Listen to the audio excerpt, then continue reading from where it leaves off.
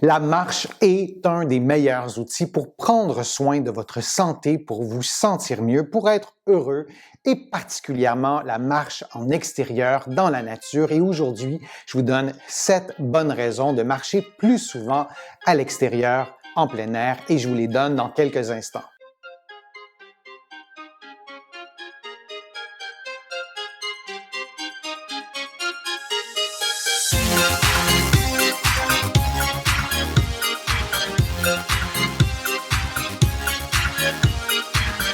Je suis Denis Fortier. Si vous êtes nouveau ici sur ma chaîne YouTube, je vous conseille de vous abonner en cliquant sur le coin inférieur droit de l'écran. Je vous invite aussi à vous abonner gratuitement à mon infolettre en visitant mon site web, le www.denisfortier.ca. Vous allez aussi pouvoir faire une contribution. Vous savez, ça m'aide à vous présenter de plus en plus de contenu sur le web.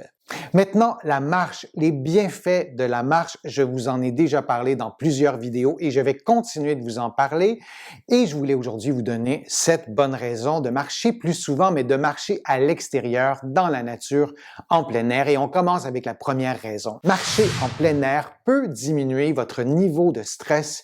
C'est un enjeu de taille. Le stress, c'est une cause de problèmes de santé vraiment très fréquente, de santé physique et de santé mentale aussi. Et on a fait une étude, notamment, on a demandé à des participants d'aller en plein air pendant 10 minutes dans un endroit de leur choix, au moins 10 minutes, 3 fois par semaine, et on a mesuré leur niveau de cortisol, cette hormone du stress, et on a observé que les niveaux de cortisol étaient plus bas après avoir passé au moins 10 minutes en plein air. Alors, c'est absolument fantastique de constater ça.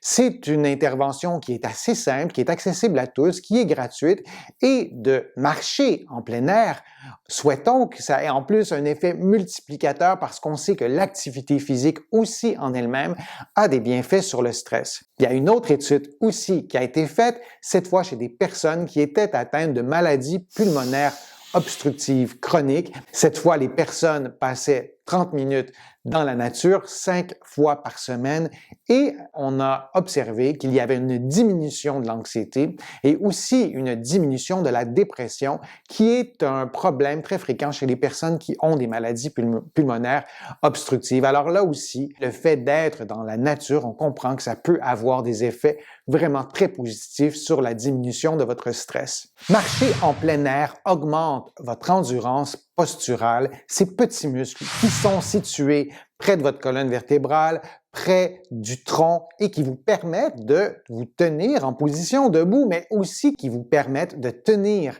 la position assise prolongée. Et cette situation-là, c'est-à-dire la difficulté de passer plusieurs heures en position assise, et je sais que vous êtes plusieurs à vivre cette situation-là, de travailler par exemple devant un ordinateur et d'avoir des tensions en fin de journée qui sont souvent attribuables, pas uniquement, mais souvent attribuables à une diminution d'endurance des muscles de la posture. Mais le fait de marcher à l'extérieur, dans la nature, vous allez rencontrer une diversité d'environnements. Vous allez parfois marcher sur un terrain incliné, parfois sur une surface qui est inégale. Vous allez peut-être marcher plus vite, vous allez vous arrêter. Et le fait d'être confronté d'une certaine façon à cette diversité vous permet de stimuler vos muscles de la posture efficacement et de pouvoir vous en servir de cette endurance-là lorsque vous êtes en position assise. Un autre immense avantage de marcher plus souvent en plein air, c'est d'être exposé à la lumière naturelle. Je pense qu'on néglige dans nos sociétés cette importance d'être exposé à la lumière naturelle. Dans nos environnements intérieurs, il y a de la lumière, bien sûr, mais cette intensité de lumière, cette richesse de la lumière intérieure ne se compare absolument pas avec la richesse de la lumière à l'extérieur. Il y a plusieurs études qui ont été faites à ce sujet-là et on sait clairement qu'il y a des bienfaits d'être exposé à la lumière naturelle, votre horloge biologique, cette horloge qui règle le rythme circadien, c'est-à-dire le rythme de votre digestion, le rythme veille-sommeil, et il y en a vraiment plusieurs à l'intérieur du corps qui sont gérés d'une certaine façon par votre horloge biologique, et cette horloge biologique-là se situe à l'intérieur de votre cerveau, en quelque part dans l'hypothalamus. C'est une région qui est tout petite, qui mesure moins d'1 millimètre et qui a une importance, je dirais, vital sur votre qualité de vie et cette horloge biologique doit être réajustée chaque jour. Ça aussi, ça a été démontré par de nombreuses études, on le sait, et nos vies contemporaines nous incitent à être de plus en plus à l'intérieur, de ne plus s'exposer aussi souvent à la lumière, et cela a des conséquences sur notre santé physique et mentale qu'on sous-estime. Alors, marcher à l'extérieur vous expose à la lumière, faites-le plus souvent. Oui, il y a les bienfaits de l'activité physique en tant que telle, de la marche, mais il y a aussi cette exposition à la lumière qui est indispensable à votre qualité de vie et le fait de marcher à l'extérieur plus souvent, je dirais même régulièrement, et vous aide à réajuster cette horloge interne qui règle le rythme circadien. Marcher dans la nature vous aide à mieux respirer. Là aussi, on n'y pense pas très souvent. La marche et la respiration sont les deux principales fonctions automatiques sur lesquelles vous avez un certain pouvoir. Et lorsque vous marchez, vous respirez et lorsque vous êtes en position assise, relativement immobile, bien souvent l'amplitude respiratoire va diminuer, bien souvent vous allez surélever les épaules, vous allez avoir une posture qui est beaucoup plus arrondie et cette posture-là ne contribue pas à une meilleure oxygénation, ne contribue pas à aller chercher un meilleur volume au niveau de vos poumons lorsque vous inspirez et à l'inverse, de marcher, de bouger un peu les bras et aussi d'être stimulé par l'environnement. Et il y a une stimulation aussi olfactive qui nous incite à respirer davantage. Il y a une stimulation visuelle, il y a beaucoup plus de mouvements de la tête. Et lorsque vous bougez votre tête, ça aussi, ça améliore votre respiration. Et pour toutes ces raisons, le fait de marcher à l'extérieur prend soin de votre respiration, on le sait, qui est vital pour votre santé. Une autre bonne raison de marcher plus souvent à l'extérieur, dans la nature, c'est de prendre soin de vos pieds. On les néglige, nos pieds. On n'y pense pas très souvent. Vous ne vous êtes peut-être pas réveillé ce matin en pensant à vos pieds et tout est parfait comme ça. Lorsqu'on a passé des années et des années à ne plus se servir de nos pieds, à les glisser en dessous d'un bureau, à les placer devant la télé, on n'utilise plus les articulations et les muscles de nos pieds et de nos chevilles. Il ne faut pas oublier que vos pieds et vos chevilles constitue l'endroit, la région du corps où il y a le plus d'articulations, où il y a le plus de ligaments, où il y a aussi le plus de muscles. Ce sont des endroits stratégiques, pieds, chevilles, orteils, bien sûr, et dans nos vies maintenant contemporaines, on ne bouge plus ces régions-là et le fait de ne plus les bouger, on met à risque nos pieds de déformation, de diminution de force musculaire, d'endurance et tout ça peut avoir des complications un peu plus tard et aussi peut altérer notre qualité de vie lorsqu'on arrive à la maison et on a des tensions dans les pieds, lorsqu'on a les pieds fatigués. Peut-être c'est parce qu'on a trop marché, mais peut-être aussi parce que nos pieds sont déconditionnés et ont perdu cette capacité de marcher relativement longtemps.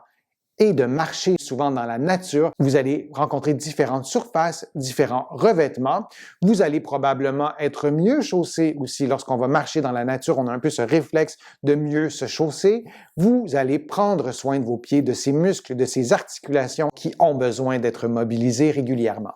Deux autres bonnes raisons de marcher plus souvent dans la nature, de stimuler les interactions sociales, à moins d'aller marcher dans un endroit inhabité, désert, où il n'y a absolument personne. Mais si vous allez dans un parc, vous risquez de rencontrer des personnes. Vous n'allez pas nécessairement entrer en contact direct avec ces personnes, mais de sentir une certaine appartenance sociale, de se sentir entouré, de rencontrer des humains. Ça a été bien démontré que ça a notamment des effets sur la santé mentale et notamment aussi des effets sur la douleur. Le sentiment de solitude augmente l'intensité de la douleur dans bien des pathologies, dans bien des problèmes de santé. Et là aussi, on sous-estime l'importance des interactions sociales pour prendre soin de sa qualité de vie. Un avantage très important de marcher plus régulièrement dans la nature augmente vos capacités cardiovasculaires.